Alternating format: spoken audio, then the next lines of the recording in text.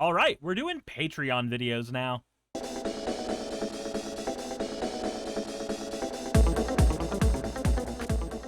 So I received a message from one of the viewers of the channel who then became a patron and said, "Hi, I am WQ22 and I want to send you a message requesting your guidance on a Savra deck. First, thank you for answering my message and a brief resume of what I said yesterday. The cost of the deck must be $50.50. It can be less, but that is the max. It should only contain basic lands and no Soul Ring, and the price of the commander and the lands are not included in the $50. I already have a Mox Field list. It contains some cards for me that are interesting. It's just above that price range. From your videos that I like to watch while eating or doing homework, I know that Savra is one of your favorite commanders, and it has 2 videos on your channel. For that reason, I want your help to improve the deck. Even though I have a list, I don't have a constructed game plan, only cards with synergy." Okay, cool. I think we can work with this. Let's go ahead and take a look at what we have, WQ. Now, I've taken the liberty of grouping every card by its function because that is how I have to be able to parse data. I cannot just look at a giant list of cards. So we already have a good start. We have 4 pieces of Aristocrat payoff package: Blood Artist, Zulaport Cutthroat, Poison Tip Archer, and Dina's Soul Steeper. We've got a board wipe with Culling Ritual. We have an infinite combo with Putrid Goblin and the backside of Valentine. Set and Putrid Goblin, along with a sack outlet, does create infinite sacrifices. That is an interesting bit of game plan, though if you want to do that, I would highly recommend having Valentine and Lisette as the commander instead, personally. Then we've got a 6-card draw package. We're gonna have to improve on that a little bit, though technically Tarian's Journal is a sack outlet first and a draw payoff later. We've got 1 bit of protection with Spore Frog, an 11-card ramp package. I don't want to name every card here, but you can see them. And then we've got a 10-card reanimation and recursion suite. So far, in terms of fundamental numbers, we're not super far off from what we need to be.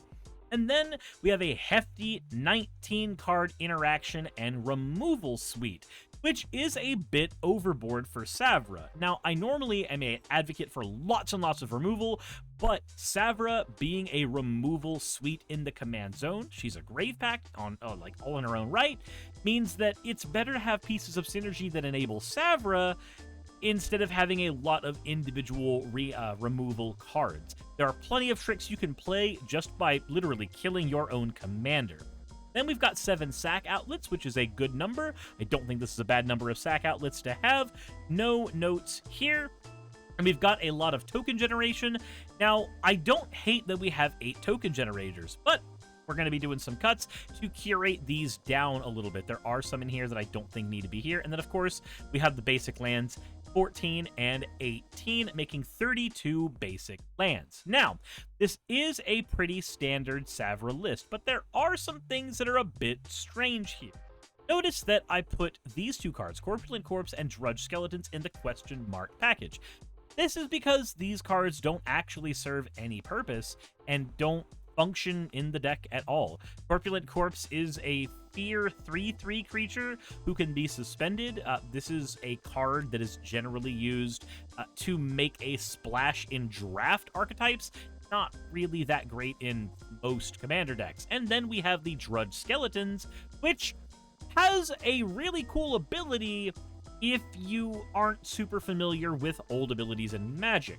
Now, it says pay 1 mana, regenerate the Drudge Skeletons, but regenerate operates as a replacement effect to destruction. So, if a Drudge Skeleton were to go from 1 toughness and then take 1 damage, then its attempted death would be replaced by a regeneration, and then it would be placed in a tapped position on the board. It never actually dies.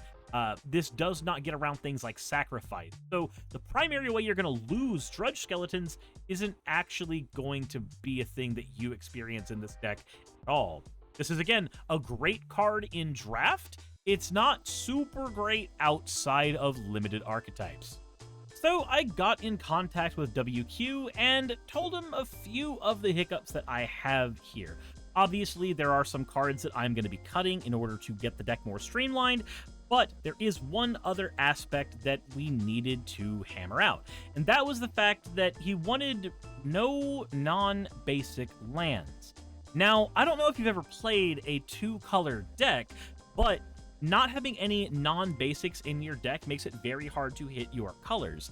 And in an Aristocrats deck, we have a very interesting problem that you really can't solve without dual lands. Here, let me show you. Look at how the math breaks down for how the deck is built out. So, in a green deck, you want to have a majority of green lands so that you can cast cards like Rampant Growth and Search for Tomorrow in order to get your land fixing. However, conversely, almost paradoxically, in an Aristocrats deck, you will always have a very high amount of black cards specifically, as they are the backbone behind everything that Aristocrat decks do, generally speaking. This means that you get to shuffle up your deck and have a hand of cards that simply do not function together. You'll draw plenty of black cards and lots of green lands, and then be unable to play the game unless you specifically draw a Rampant Growth or a Search for Tomorrow. So the first thing that we had to hammer out was dual lands. Their concern with dual lands was that using any duals speeds the deck up too much, but I disagree. Dual lands do not speed a deck up. Dual lands just smooth out a deck's curve. And in fact, there are plenty of situations where dual lands, depending on which ones you choose, actually slow your deck down. Consider cards like Escape Tunnel, Terramorphic Expanse, and Evolving Wilds, or searchable duals like Woodland Chasm. These do not speed your deck up. They all come into play tapped. They don't do anything to make your deck run faster. They just make it so where you don't have as many dead hands.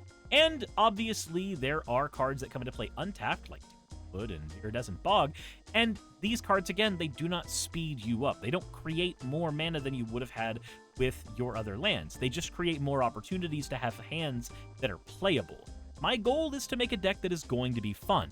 So, we came to an agreement that dual lands will be okay, especially if they are ones that come into play tapped. So the first thing we are going to be doing is fleshing out this lands package. We are going down to 22 basic lands, and in the original build, there were 32 lands total. That is not enough in a Aristocrats deck that is green.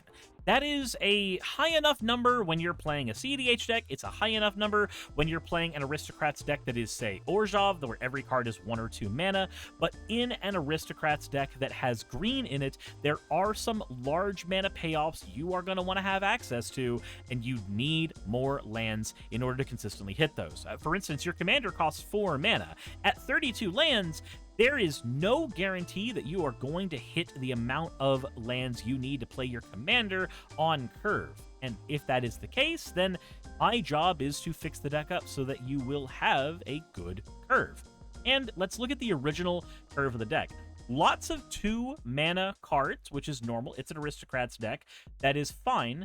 But if we take a look at the new version of the deck, our curve is going to be a lot more smooth. Instead of having a ton of 2 mana cards and then a few cards in the 3 and 4 mana variety, and then a spike at 6 mana, we now have a more even curve with the current deck. So again, let's go ahead and start with lands, and then we'll get into cuts. I kept a ratio of black lands and green lands, so we have 9 forests and we have 13 swamps. This is primarily a black deck after all. Then for dual lands, we're going to add Temple of Malady to give you access to better draws early, Haunted Mire and Woodland Chasm, as they are dual lands that can be searched out with cards like Wood Elves, and if you upgrade the deck later, you can add things like Nature's Lore and even Fetch lands. Then we are going to add in the non-tapped lands of Necroblossom Snarl, Woodland Cemetery, Twilight Mire, Viridescent Bog, and Tainted Wood. If you look at the top left corner of any video that I make, I always have the prices listed for these cards. I've selected these because none of them are going to break the budget. We're also throwing in a command tower because it's effectively a free include in most decks. Now, as for the slower duels, we are going to run Evolving Wilds, Terramorphic Expanse, Escape Tunnel, and Myriad Landscape. The Landscape is also great because you can use it to ramp a little bit, but it is a very slow land in its own right.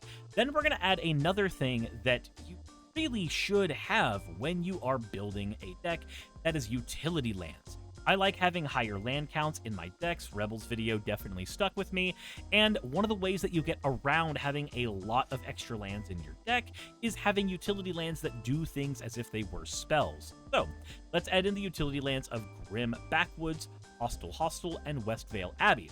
Note, every one of these has a clause that allows it to sacrifice a creature. This is very important. This means that in the event where the only thing you have is a land and your commander available to you, you still have a play, because Savra has the amazing ability to see when she herself is sacrificed. Whenever a black creature is sacrificed, you can pay 2 life to make everybody sack a creature with you, and when a green creature is sacrificed, you can gain 2 life in response to that. So, in my experience, I have had the pleasure of having only a high market untapped and my Savra on the board, while somebody had a Kalia of the Vast and attempted to cast an Armageddon on everyone to make sure that she would be able to win the game, and we would all be stuck landless. I do not like mass land denial, so I said, that's cool. Your Swiftfoot boots on your Kalia don't mean anything to me. If we don't get to play Magic, you don't get to play Magic. I used high market, I sacrificed my Savra, her commander went away, and we all went down to a nice grindy game of Magic the Gathering, because if one of us has to suffer, all of us get to suffer equally together. That's one of the benefits of having utility lands, is they allow you to have tricks in your bag, even when you don't have a whole lot of options available in your hand. Okay, now, let's go ahead and get into the other things we're going to be doing with this deck. First, let's talk about cuts. We are getting rid of the Corpulent Corpse, the Drudge Skeleton, because, well, these just don't work in the deck. And then we're going to be getting rid of the Culling Ritual. This is a great board wipe, but in an Aristocrat's deck, you are going to be the primary sufferer every time you cast this. This kills non-land permanents mana value 2 or less, and, well, you are the one who's always going to be on the chopping block in that scenario. I'm getting rid of the Putrid Goblin Lisette combo because these cards only really function well as combo pieces together, and I like Aristocrat decks to be a series of pieces that can all puzzle piece together. These do not fit that bill for me. Again, if Lisette was the commander, maybe things would be a little bit different. Then I'm going to be cutting the Spore Frog. Not that it's a bad card. Spore Frog's a fantastic card. However, this card is most powerful when it can be looped. But a well-built Aristocrat deck doesn't need Spore Frog to stop your opponents from attacking. Oftentimes, your opponent just will not have the creatures they need to get into you. If you want to use the Spore Frog, you can, but I don't have much of a use for this. If it was a black creature, I would keep it wholeheartedly, because then it plus the commander automatically means we can make our opponents suffer greatly. But it doesn't do that, so we are going to be cutting it. As for the ramp, Neverwinter Dryad is a bad Sakura Tribe Elder, so it is going. Deathcat Cultivator and Kyrian Elves are really inefficient mana dorks, so they will be going as well. Explore is great for landfall decks, but it does not need to be here in a non-landfall deck. Bighorn Rancher wants to give you lots of mana to play big spells, and we are in Aristocrat decks. We are not the kind of deck that needs this. And a Leyline Prowler is in here. I do not hate Leyline Prowler, but I think it is better in decks that care about keywords, not this deck, because it's a 3 mana dork that you want to use as mana, and therefore its Death Touch lifelinking abilities will almost never see play. So I just don't see it being useful here. Corpse Hauler and Treasure Find are 2 of the next cuts in the Reanimation Recursion package. I don't hate either of these cards, but Corpse Hauler is effectively asking you to pay 5 mana to get 1 creature out of your grave. Yes, it's a black creature that sacks itself, and yes, that's cool for Savra, but 5 mana is a big ask in a deck that wants to have a curve out at 2/3. And Treasure Find is a great card in its own right, but I would rather swap this out for something that does legitimate reanimation, or is a creature that we can reanimate, or that we can sacrifice. So it's a good card, but in our particular archetype, there are a couple better cards. For removal, you find a Cursed Idol can be swapped out for better cards. We are also swapping most of these out for cards in different areas because we are over bloated on removal spells and we are not running enough synergy spells. So Final Vengeance is going as well. Sudden Death is going as well. Putrefy is going to be replaced with the Beast Within, so it's out. Innocent Blood is just another copy of any Marauding or Fleshbag Marauder style card, but Innocent Blood is not itself a creature. So this card at sorcery speed is asking you to pay 1 less mana than you would for an Accursed Marauder, but already have a board set up. I would rather play cards that don't require us to have a board set up, so Innocent Blood has to go. Caustic Caterpillar is great, but I would rather pay 2 mana for a creature and then pay 1 to sacrifice it later if it is only giving me the destruction effect, and Skyfisher Spider is leaving. I don't hate the Spider, but I have found every time I've tried to run it in a deck, it is very clunky, and I kind of hate that because I do like this card. As for token generators, we are going to be getting rid of a lot of these for one simple reason. They cost too much. Symbiotic Beast, Grave Titan, Army of the Dead, and Skeletal Vampire all ask us to pay so much mana that by that time, we should be set up to start winning the game, or we should be set up in such a way that our opponents are trying to stop us from winning.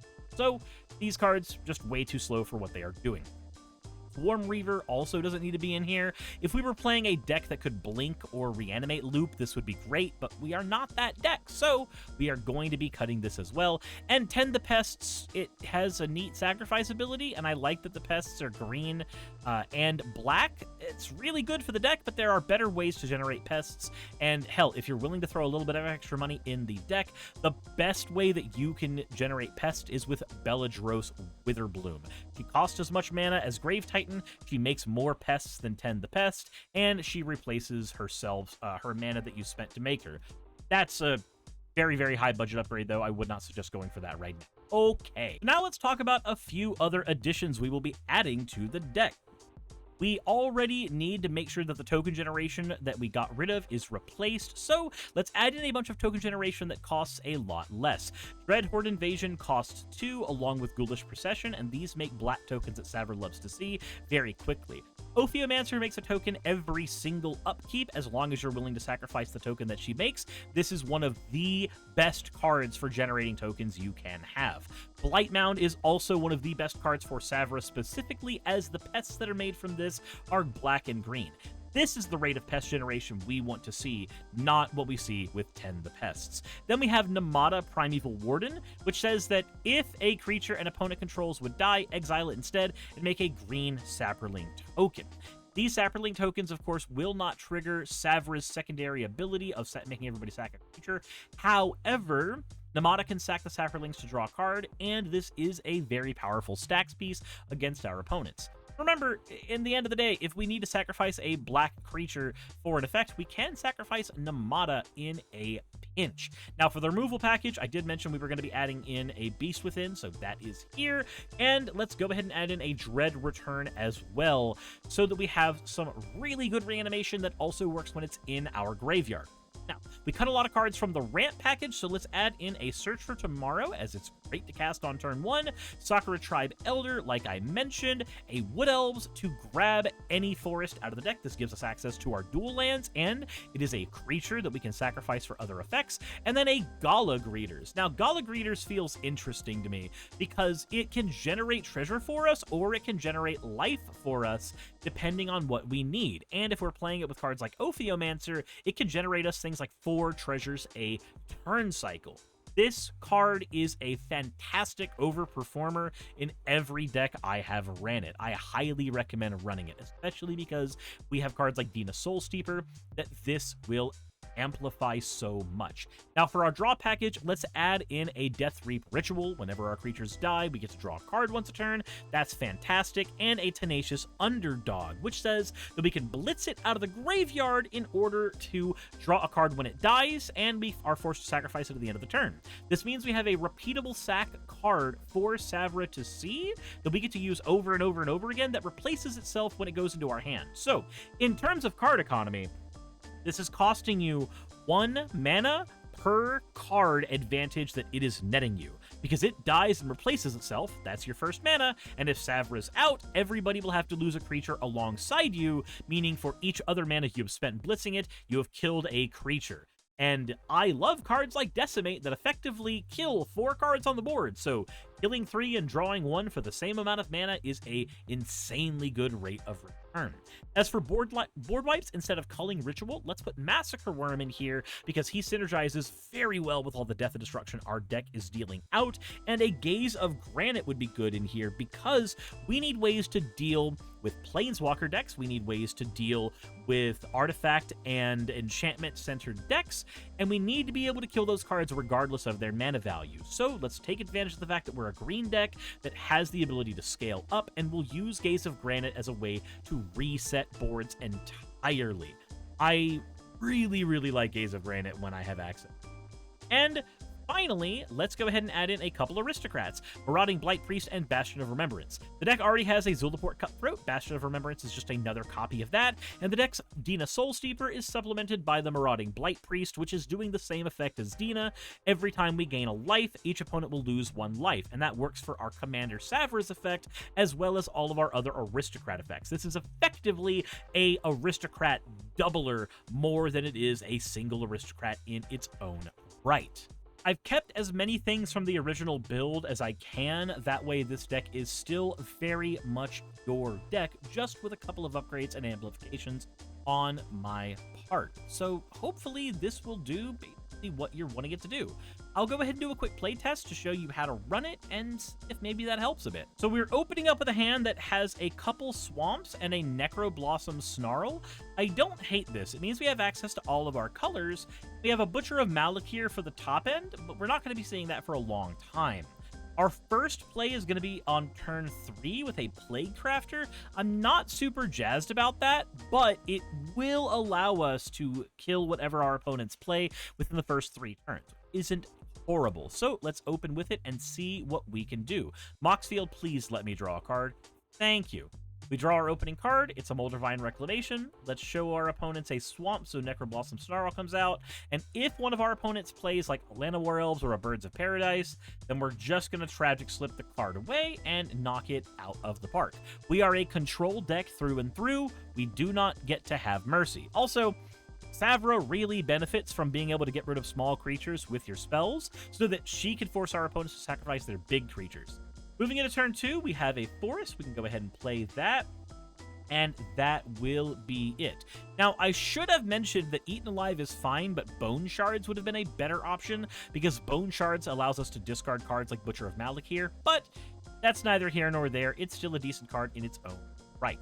Our opponents will play their opening moves. We go to the next turn. We have an Accursed Marauder. Let's go ahead and play a Swamp, tap 3 of these, play Plaguecrafter, and force our opponents to sacrifice their opening plays. Then when we move on to turn 4, we have a Blood Pet we can play. Let's go ahead and drop that out. And then let's pay 2 to play Accursed Marauder and reset our opponents once more. Then we'll play a Swamp and pass to our opponents. Then they will take their turns as normal, all hunky-dory. They're probably playing replacement creatures. We have currently gotten rid of lots of creatures. We're about to get rid of more.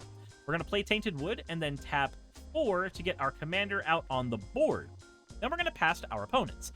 If our opponents play any creatures that we do not like on an empty board, we are going to sacrifice the Blood Pet. Sacrificing the Blood Pet will force our opponents to lose a creature on their boards because Savra sees it as a black sacrifice. But let's hold on to it just in case we need it. Let's move on to our turn. We have a Pitiless Plunderer. This is a fantastic card, but we are running out of cards in our hand. So I think the correct thing to do is to pay 6 mana, get Moldavine Reclamation out, and then harm our opponents greatly with Blood Pest. Let's go ahead and knock that out and draw ourselves a card. And we drew a land, which we needed, so that's good. We're at turn 7, and our opponents have lost a lot of resources to us. Like, a hell of a lot of resources. But we need to make sure our opponents are losing even more resources. So we're going to pay 4, and we are going to play Pitiless Plunderer. And then we are going to use Eaten Alive to get rid of one of our opponent's creatures, and we're going to be sacrificing our commander to do so, meaning that we're getting rid of 4 creatures when we do this. We'll also generate a treasure token when we do this because of Pitiless Plunderer, and we are going to draw a card when we do that because of the Moldavine Reclamation. Then we're going to pay 1 mana to get that Vat of Rebirth out, and then pass to our opponents, meaning that when our next turn comes up, we can look at our hand and go, okay, we've got some moves. Let's tap 1, 2, 3, 4, 5, 6, 7, and play a Butcher of Malakir. If this gets to live for any amount of time, our opponent's lives are going to be living hells. This is basically a second copy of our commander. So we are in... Actually, you know what? We can choose to do the Butcher, or maybe instead we just summon our commander, and then we tap a land, crack the treasure, play Deadly Brew, sacrifice Pitiless Plunderer. Our opponents have to lose a creature to the Deadly Brew, and they have to lose a creature to Savra, meaning they are losing basically their board states. This will, of course, draw us a card and add a counter to the Vat of Rebirth, and because Deadly Brew did hit our opponents, we get to add a creature from our grave to our hand. So let's add a Cursed Marauder to our hand and past our opponents. We are a control deck, so the goal is for the games to go long. So we go into the next turn. We have an Escape Tunnel. Let's play a Forest and tap 1, 2, 3, 4, 5, 6, 7. We don't have enough mana to do what I want to do. We're going to pay 2, play a Cursed Marauder. We are going to sacrifice it. Everybody is going to lose a creature with us, 2 creatures with us, actually, and we get to draw a card. Then we get to play 2, play a Gale of Greeters, and pass to our opponents. They're losing 2 to 3 creatures a turn, effectively, because we keep on making them lose their resources. This may be a very unfun thing for our opponents to deal with, but we, ourselves, are having a blast. We move into turn 10, because, yeah, these things are going to go long. We are going to play an Escape Tunnel, and we are going to use Rampant Growth to try to dig 2 lands out of our deck so that we do not draw any more lands. I realize I probably should have casted the Butcher of Malakir, but it's fine. Move on to the next turn. We have a Priest of Forgotten Gods. Let's go ahead and tap out.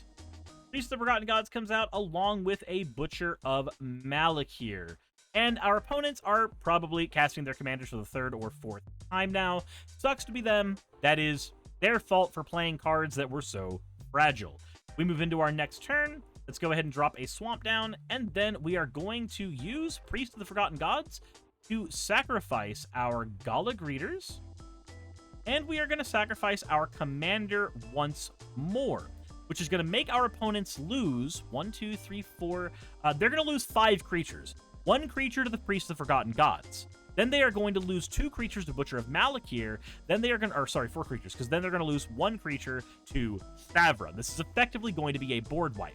This will draw us 2 cards because of the Moldavine Reclamation, an extra card because of the Priest of the Forgotten Gods, and we are also going to generate 2 mana when we do that. And because we got rid of 2 creatures, Vat of Rebirth is online. Let's go ahead and use that Vat of Rebirth and tap it, tapping 1, 2, 3. And we're going to summon that Pitiless Plunderer out of our graveyard. And then we are going to tap 1, 4, 5, 6, 7, 8. And we are just going to recast our commander as if nothing happened. Our board state looks basically identical, but our opponents have lost everything that they know and love. And that sucks for them. That's simply not our problems. Then we move on to the next turn. We have not found a win con yet, and that is fine. Temple of Malady, Scry, that's an Insidious Fungus. We don't need that in this moment, so let's throw it to the bottom of the deck. Let's go ahead and use Priest of the Forgotten Gods. Tap it, and let's sacrifice the Butcher of Malakir and the Commander again. Yeah, we'll sacrifice Butcher of Malakir and the Commander again. This will make our opponents lose 4 creatures. It'll draw us cards, and there's our win conditions. We found them. Let's go ahead and add our counters here. Add a counter. 1, 2. We're going to get a 3rd one here in a second. We're going to pay 2 to put Zulaport Cutthroat out. We're going to pay 2, put Dina Soul Steeper out. And now, anytime a creature dies, we are going to get a lot of advantage. Let's show you. We're going to pay 3 and play Demon's Disciple. The Disciple will automatically kill itself. Moldavine Reclamation and Zulaport Cutthroat will give us individual instances of gaining 1 life. Dina will see those and effectively burn our opponents for 2 life as a result. Zulaport Cutthroat will also burn our opponents for 1 life, so they are losing 3 life whenever we lose a creature. We get to draw a card from that, and that is going to be Ghoulish Procession. Let's go ahead and play the Ghoulish Procession, and then pass to our opponents. And remember, they don't have board states right now. If any of them need creatures, need their commander to play, Commander, we've basically got them on the ropes. We are a control deck. Games are going to go long. Sucks to be them. Their entire game plan should be something that they can execute with the, like, 3 cards we've left them. Now we get to draw our next cards. And we are going to... We've generated, what? 1, 2... We've generated 3 treasures. Let's crack the 3 treasures. 2 were from Pitiless Plunderer. 1 was from Gala Greeters. So let's go 1, 2, 3, 4, 5, 6, 7, 8, 9, 10. And let's play Savra. And then we are going to play 1, 2, 3. Reclamation Sage gets to come out. Then we are going to look at our opponents and say, hey, do you know what time it is? You know what we get to do? You know what fun things we have in store? That's right. Tapping Priest of the Forgotten Gods and sacrificing Reclamation Sage and another creature. You know what? It can be the Pitiless Plunderer right now? No, we want that for the mana. Let's sacrifice the Dina Soul Keeper. Zulaport Cutthroat. We'll sacrifice the Zulaport Cutthroat. And then that will, of course, burn our opponents for 3, right? No, we lost Reclamation Sage. They are burning for 4 because Savra gained us a life alongside everything else. So we get to draw 3 cards for the creatures we got rid of. Ooh, Hostile. That's a good card to play. And we have, what, 1/2 mana available for the Priest of the Forgotten Gods. We have 2 more counters on the Vat of Rebirth. And we can use the Vat of Rebirth, 1, to get the Zulaport Cutthroat out. And because creatures died, we get to go ahead and add ourselves a zombie creature token. So I hope you see what we're trying to do here. The entire goal, up and down, is to lock our opponents out of playing the game while we burn them to death. Because when our next turn comes up, we have a Creekwood Liege. It doesn't really matter that we have a Creekwood Liege. We're just going to tap Priest of Forgotten Gods, get rid of this. I want to keep everything that's on my board, actually. Let's tap 1, 2, 3, 4. And let's play the Creekwood Liege.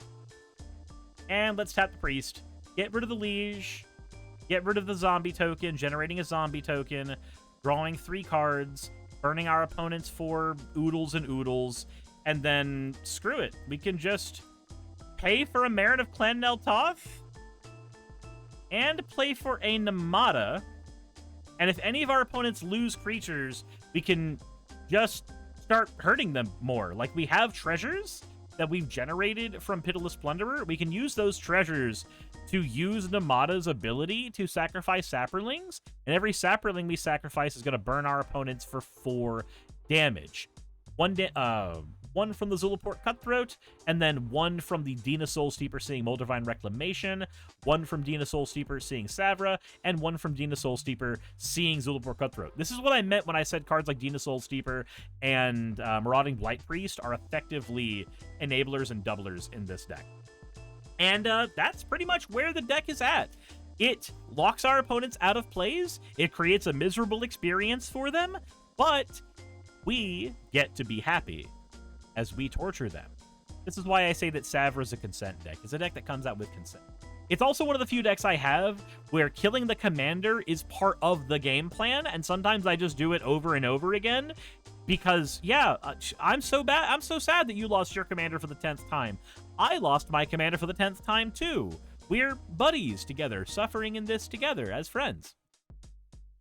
Anyway, that's it for that deck. Hopefully that helps, WQ. I had a fun time just upgrading the deck around. I love Savra. She is one of my favorite commanders. I have not only the anime Savra as my commander in my box, but in the glass cabinet behind me, I have a serialized Savra that was a gift from a friend. I absolutely adore Savra. She is fantastic. Hopefully you enjoy the deck. Hopefully it helps out. We made sure that the upgrade only costed about $10-ish compared to what the deck was originally, so hopefully that means the deck will be nice and affordable for you. Hopefully you have a fun time with it. That all said, if you guys enjoyed, let me know in the comment section below. Hit the like button if you haven't already. Subscribe if you haven't already. Check out my Patreon if you want to. And as always, everybody, third end of video tagline here. Hey, just wanted to give a quick thank you to all of my wonderful patrons who help keep me afloat and help keep this channel going. YouTube and Twitch are wonderful platforms, but at the end of the day, stability is not one of their strong suits. If you want to support my channel, then obviously Patreon is one of the best ways of doing that. Link is in the description. But I do want to personally thank everybody who has contributed to the channel. Those people would be Red Joker, Purple Poundini, Jemshin, Britzkrieg, Jupe the Malignant, Michael, Ravalern, Mabbity Babbity, Astral Frontier, Autumn and Angel, Nixie Chan, Mark Anthony, Victorian Alchemist, I'm not saying the last part of that, and you know that. Arcton Arclacier, Kiratorian, Dren Hadamata, Jordan M, John L, Lord Bleck, Smiling Game Master, and Fireshard. And everyone else who supports my channel and lets me do what I do full time. This is a dream job of mine that I never believed that I would be able to take full time, and with your help, I've been able to do it. So thank you so very much for that. Thank you for watching the video. I hope you all enjoy, and I hope you all are having a wonderful time. I will see you all in the next one, hopefully.